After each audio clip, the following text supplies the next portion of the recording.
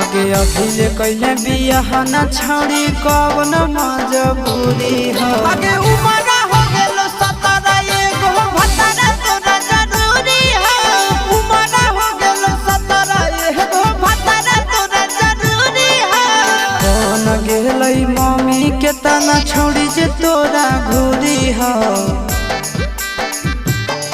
आगे बन गेलै मम्मी कता न छोड़ी जे तोरा घूरी हो। उमरा हो गेलो 17